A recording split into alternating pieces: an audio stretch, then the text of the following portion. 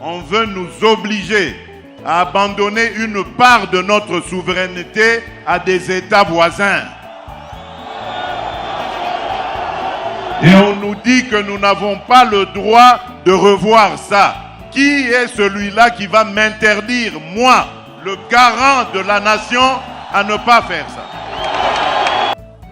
Demander aux Congolais de ne pas revoir leur constitution, alors qu'il y a un fameux article, le 217, qui consacre carrément la vente de notre souveraineté à des États africains. C'est même une insulte à l'endroit de notre peuple. Constitution epekisite ba réviser yango. Bayike ba namboka batata ba mama bande kwa bolingo, bomitika te manipuler pa ba politicien. O bazo ebisa bino ete constitution epekisi ba changer yango. Non, constitution et permettre ba changer yango na voie ya référendum. Pambate yango moko ezala ki voter par voie ya référendum. Mes chers amis, je vous ai dit que le pays est en danger. Le pays est en danger et je crois que je suis l'un des Congolais les mieux placés pour comprendre cela. Est-ce que esengeli to changer constitution tozanango? Nakoloba oui. Esengeli to changer constitution tozanango. Mais toko changer ngo pona nini? Pona bolamu ya ba Congolais, pona intérêt ya ba Congolais et non ya ba étranger. Tout ce qui a été fait contre notre pays n'a pas commencé aujourd'hui.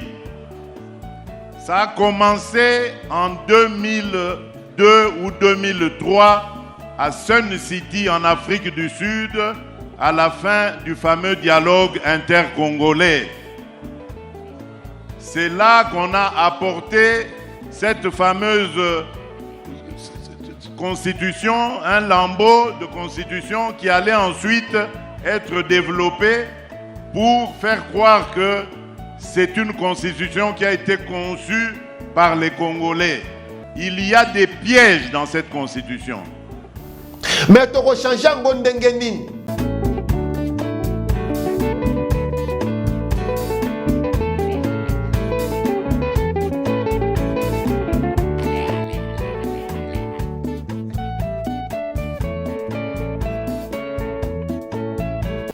Batata, ba mama, bandeko wa bolingo, mbote na bino, jambo eno, betwabu, sanga yuabu, mbote na ben. Boye malamu na mayanga ni télévision. Mais na émission na biso to solo la politique. Nazali wabino, Patrick Chimanga, tata ya mayanga ni, mwana ya mama Christine Kalanga, ampeto leki mbala moko na maetokolobela na to solo la politique na biso ya lelo.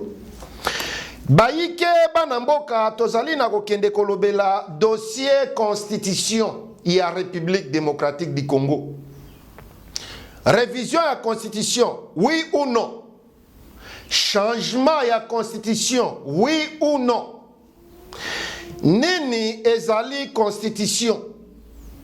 Mosala ya constitution ezali nini? Est-ce que bakoki kosala révision ya constitution? Est-ce que bakoki ko changer constitution? Banani bazana mpifo to makasi ya kosala yango? Ampe constitution yango moko elobi nini si révision nango nto changement nango? Yango na ena lombangu pona komanyolela bino mpamba te. Kondongwana, koyima, kobendana, ezali mingi na kati ya ba Congolais sur dossier constitution.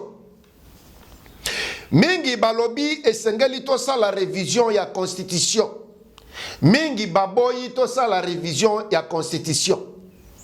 Mingi balingi to changer carrément constitution mobimba to zo ya sika. Mingi baboyi to changer constitution yango. Et division ezana kati ya ba Congolais. Et ba politicien to ba politique bazo profiter mpona ko manipuler ba Congolais. Mpona ko désorienter ba Congolais selon ba calcul politique na bango to ba agenda politique na bango. Na yango nga lokola mwana musala na bino journaliste na bino d'investigation Patrick Chimanga Tata Mayangani na lobi esengeli na manyolela bino na monoko bakoko na bino na monoko bakoko na biso mpwete ba mama ya ndunda basosola ba mama ya bilanga basosola ba chayer ba mécanicien ba menuisier ba docteur ba professeur basosola nini ezali constitution mpe musala nango ezali nini mpe banani bazana mpifona makasi ya kobongola yango to ko changer yango nto ko réviser yango to bandi na dossier ya constitution bayike bana mboka batata ba mama bandeko wa bolingo constitution toza nango euti wapi avant to kota na kati to débattre yango euti wapi tozu yango ndenge nini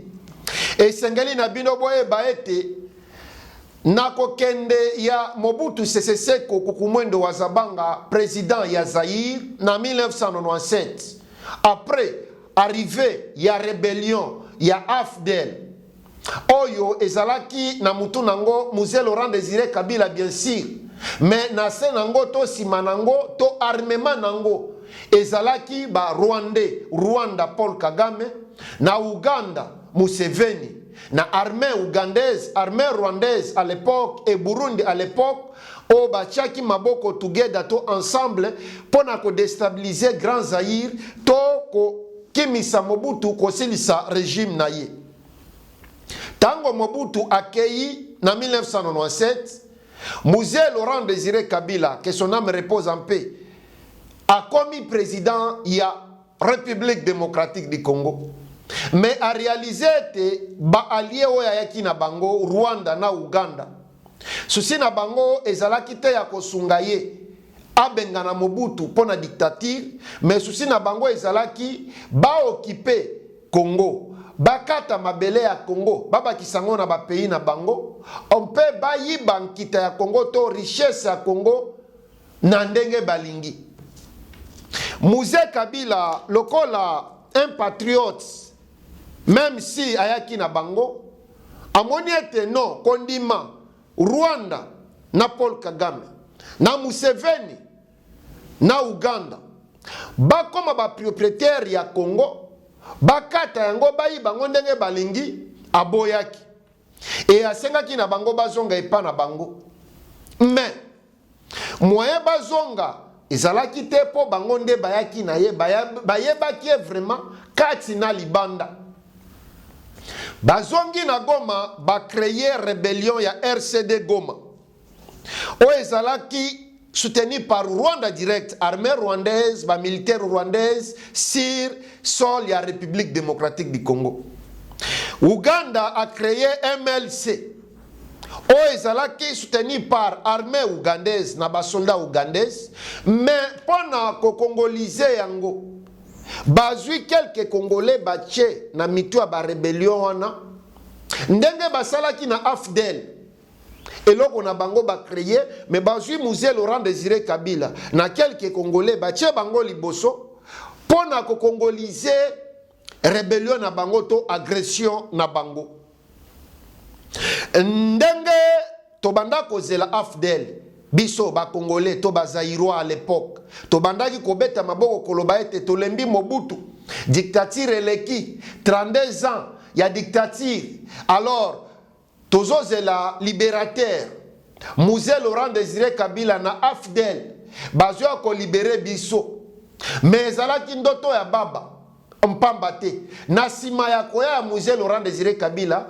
to comprendre ete Mzee Laurent Désiré Kabila azalaki en otage et pas ba puissance oyo et tango ya meki ko telemela bango babomiye mais avant babomaye bazongaki nanu ba créer RCD Goma MLC et tozalaki pe na ba milice ba côté nyoso tout et pays ezalaki divisé Et na kokufa ya musée Laurent Désiré Kabila, toye comment na communauté internationale. Et il y a une initiative, il y a ba Congolais ba sangana, ba parti tout ba sangana, et to se retrouver na dialogue il y a inter-congolais kuna na Sun City. Et na moment oyo, na zobetele bino masolo oyo, Congo ezalaki na constitution te, mpamba te. Tango Mobutu akimi, Afdel Azumboka, constitution ya Zaire ekweyi. Et Musée Laurent Désiré Kabila azwaki tante ya kosa la constitution ya sika oyo ekokamba mboka. Abandaki kokamba mboka na ba degré na ba directive. Et tango ye akufi, baye kozwa Kabila Joseph batie na place na ye puisque eza na batu bachaki ye wana. Grande puissance, l'influence à pays étrangers, Rwanda notamment, Ouganda notamment, et batie Kabila Joseph comme président de la République démocratique du Congo en 2001, après assassinat, il y a Musée Laurent Désiré Kabila. Et initiative, il y a dialogue intercongolais et yé. Bisika wapi to monaki nde na utuko bisabino communauté internationale na ba pays musu bazala ki involve balobino bo kitisa manduki bo kende bo vanda bo solo la bo sangana. Mais bo kende ko vanda bo solo la bo sangana na dialogue intercongolais ezalaki banani na banani. Est-ce que ezalaki ka ba congolais bango moko? Non. Ezalaki ba congolais na ba étranger. Ba étranger ngo baza banani, ba rwandais, ba ougandais, ba somalien oyo à l'époque bazalaki na sima ya agression na kati ya RCD Goma, na kati ya MLC et ba milice mususu bazalaki par-ci par-là. Bon, pona kozwa kimia tokei biso nyonso tout ovandi to sololi. Cela veut dire dialogue ya intercongolais. Et comme ça qui ba non congolais ba koma ba congolais, ba étranger ba koma ki ba congolais sous casquette ya paix. Et na sima il y a dialogue, résolution et ekobima et esengeli to kabola pouvoir, ba kabola gâteau. Joseph Kabila azalaki na parti ya gouvernemental au bisika Musée Laurent Désiré Kabila azalaki kokamba to tata na ye. Et tango ye ba commissie ba nommé ye ba commissie président na sima assassinat musée akomaki to azalaki na pouvoir na parti musée bandaki ko diriger. Et RCD Goma azalaki na parti presque est mobimba. Na compte ya ba Rwandais bisika ba richesse ezali ba coltan ba cobalt ezali. MLC même. Et pendant ce temps, pillage à ressources naturelles à Congo et banda kosalema systématiquement. Et Nassima, toye kozwa formule ya 1+4. Un président de la République, plus 4 vice-présidents de la République. Phénomène au salema pour la première fois dans le monde kakana Congo, République démocratique du Congo. Mais formule, il y a 1+4. Ils ont mis Joseph Kabila président, Jean-Pierre Mbemba vice-président, Azouerias, Rouberoa et les autres. Toye koyokana, biso ba Congolais, na ba étranger ou ba komaki ba Congolais, par grâce ya dialogue inter-congolais na formule 1+4. Que Sengali, to ça la constitution, to créer constitution. Et constitution oyo tozanango lelo, et salemaki sous influence yaba parti oyo ekendai kosangana na Afrique du Sud na Sun City ba parti to ba groupe rebelle oyo na sima ba komaki ba parti politique net MLC lelo eza parti politique mais ezalaki groupe rebelle RCD Goma ainsi de suite. Tozui constitution tozui avant et le référendum, écoutez na ba contestation et belé. To ba congolais misusu, ba boyaki yango, ba lobaki o eza constitution ya Congo te, eza constitution ba belligérant, cela veut dire bapaya bamemeli biso moyen na bango ya constitution selon ba agenda na bango bayeli biso ba imposer biso yango. Et parmi bato bazalaki contester yango ezalaki IDPS à l'époque, parti où ils ont le pouvoir lelo. Mais lokola la force reste à la loi, constitution ezalaki adoptée et ezalaki publiée en 2006. Cela veut dire 2006 à 2026, 20 ans oyo constitution eza nango sikoyo. C'est même une insulte à l'endroit de notre peuple. C'est une insulte à l'endroit de l'intelligence et de la sagesse de notre peuple. Demander aux Congolais de ne pas revoir leur constitution, alors qu'il y a un fameux article, le 217, qui consacre carrément la vente de notre souveraineté à des États africains. Nous n'avons pas le droit de revoir ça. Est-ce que vous entendez ça? Et il y a des hommes de Dieu qui ont osé prendre la parole pour défendre cette ignominie. Mes chers amis, je vous ai dit que le pays est en danger. Le pays est en danger et je crois que je suis l'un des Congolais les mieux placés pour comprendre cela. Tout ce qui a été fait contre notre pays n'a pas commencé aujourd'hui. Ça a commencé en 2002 ou 2003 à Sun City en Afrique du Sud, à la fin du fameux dialogue intercongolais. C'est là qu'on a apporté cette fameuse constitution, un lambeau de constitution qui allait ensuite être développé pour faire croire que c'est une constitution qui a été conçue par les Congolais. Il y a des pièges dans cette constitution. Et les guerres qui s'en sont suivies, la fameuse guerre du CNDP, la guerre du M23 d'hier et d'aujourd'hui, rentrent dans ce cadre de ce que vous avez vu dans cette constitution à l'article 217. On veut nous obliger à abandonner une part de notre souveraineté à des États voisins. Et on nous dit que nous n'avons pas le droit de revoir ça. Qui est celui-là qui va m'interdire, moi, le garant de la nation, à ne pas faire ça?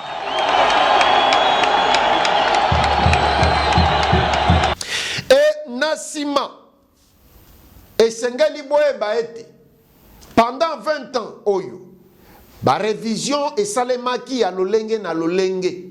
Na 2011, Constitution ezalaki modifiée, to basalaki révision. Na régime ya Joseph Kabila. Et révision est salemi 2 à 3 fois, si je ne me trompe pas.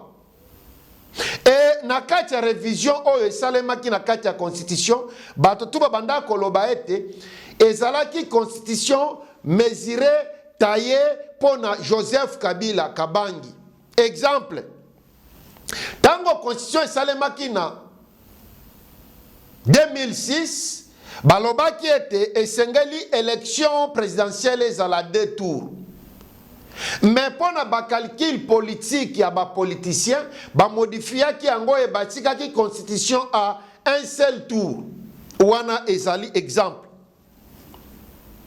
Mais baike bana mboka lelo oyo débat ya constitution ezongi lisusu. Tolandaki tata mokonzi ya ekolo mwana mboka Félix Antoine Tshisekedi Tshilombo ye koloba ete constitution oyo ezali malamu te pona ba Congolais. Alobi constitution oyo esalemaki na bapaya. Ezali idée ya bapaya. Baye ba imposer biso. Alors il est temps ya biso moko tovanda to modifie yango to bongisa yango na lolenge esengeli ezalela pona bénéfice ya ba congolais. Nazongi na mituna natunaki na ibandeli. Nini ezali constitution? Constitution ezali buku likonzi ya mboka. Nini ezali mosala ya constitution? Mosala ya constitution ezali ya kopesa ba directive na lolenge esengeli mboka ekambama. Est-ce que bakoki kosala révision ya constitution? Oui. Bakoki kosala révision ya constitution. Constitution yango moko epesi nzela na lolenge nini esengeli ko réviser yango.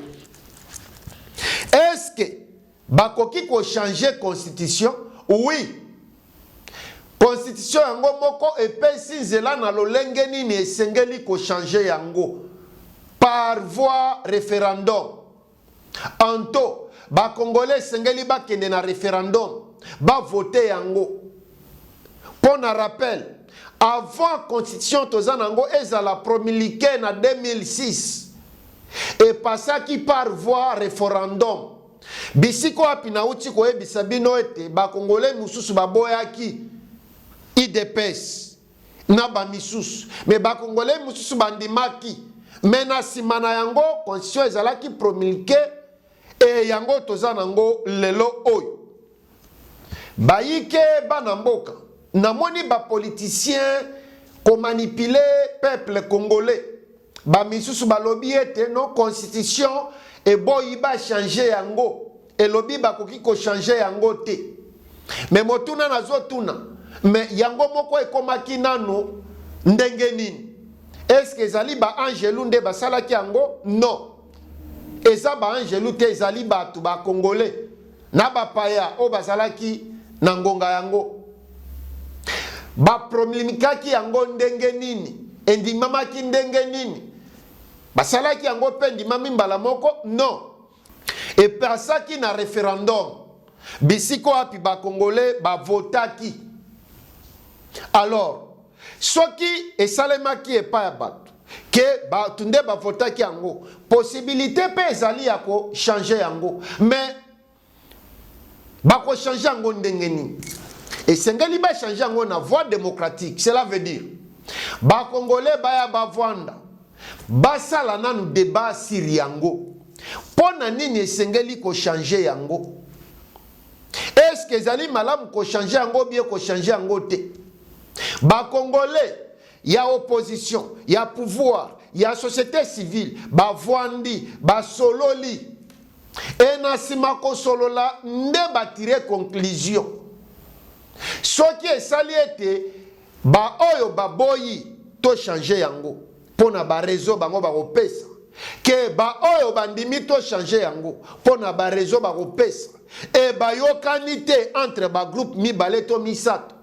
Constitution yango moko elobi esengeli tokende na référendum.